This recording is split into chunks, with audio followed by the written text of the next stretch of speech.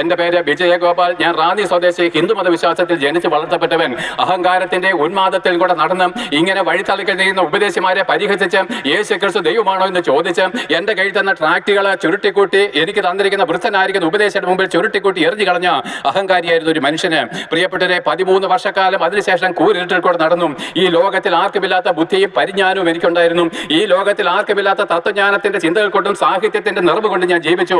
എന്നാൽ ജീവിതത്തിൽ ഒരു ദിവസം പോലും സമാധാനമോ സന്തോഷമോ കണ്ടെത്താതെ ഇന്നേക്ക് 23 വർഷങ്ങൾക്ക് മുമ്പ് ഞാൻ ആത്മഹത്യ തെരഞ്ഞെടുത്തു.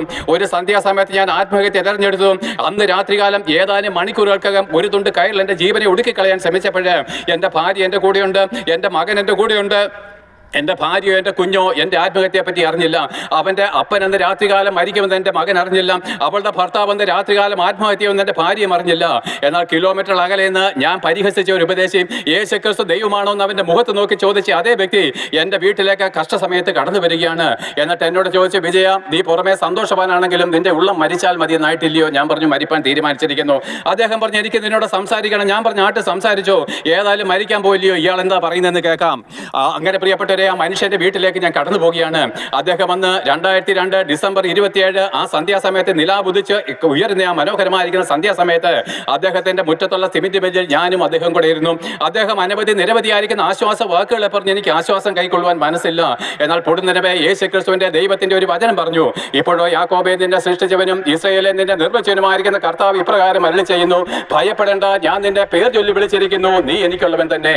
നീ വെള്ളത്തിൽ കൂടി കടക്കുമ്പോൾ ഞാൻ നിന്നോട് കൂടെ ഇരിക്കും. നീ പുഴയിൽ കൂടി കടക്കുമ്പോൾ പുഴ നിന്റെ മേൽ കവിഞ്ഞൊഴുകയില്ല. നീ തീയിൽ കൂടി നടന്നാൽ വെന്തു പോകുകയില്ല. അഗ്നിജാലം നിന്നെ ദഹിപ്പിക്കുകയില്ല. ഇസ്രായേലിന്റെ പരിശുദ്ധനായിരിക്കുന്ന ഞാൻ നിന്റെ രക്ഷകൻ. ഞാൻ നിനക്ക് പകരം മനുഷ്യരെയും നിന്റെ പ്രാണന് പകരം ജാതികളെയും തരുന്നു. ഭയപ്പെടേണ്ട, ഞാൻ നിന്നോട് കൂടെയുണ്ട്. എന്റെ ജീവിതത്തിൽ ആദ്യമായിട്ടാണ് ഭയപ്പെടേണ്ട എന്നുള്ള വാക്ക് കേട്ടത്. അന്നേ വരെ എന്റെ ആരാധനാ വിഷയങ്ങൾ എന്നെ ഭയപ്പെടുത്തി. ലോകത്തിലെ സകല മനുഷ്യരും എന്നെ ഭയപ്പെടുത്തി. എന്നെ ഊമൻ എന്നാണ് എല്ലാവരും വിളിച്ചിരുന്നത്. ആരോടും മിണ്ടാട്ടമില്ലാതെ ശാന്തമായിട്ട് ഏതെങ്കിലും മന്ദമാരുതം പോകുന്ന പോലെ ശാന്തമായിട്ട് കടന്നു പോകുന്നവന്, മനുഷ്യരുടെ മുമ്പിൽ പ്രത്യക്ഷപ്പെടുവാൻ കഴിയാത്തവണ്ണം അധോമുഖിയായിരുന്നു ഒരു മനുഷ്യന്. അന്ന് എന്റെ ഹൃദയം തെളിഞ്ഞു. പ്രിയപ്പെട്ടവരെ, എന്നെ സ്നേഹിക്കുന്ന ഒരു ദൈവം സ്വർഗത്തിൽ എന്നുള്ള അറിവ്, എന്റെ പാപം പോക്കി എന്നെ ശുദ്ധീകരിക്കുവാൻ ശക്തിയുള്ള രക്തമുണ്ടെന്നുള്ള അറിവ് എന്നെ ഊർജ്ജസ്വലനാക്കി തീർത്തു.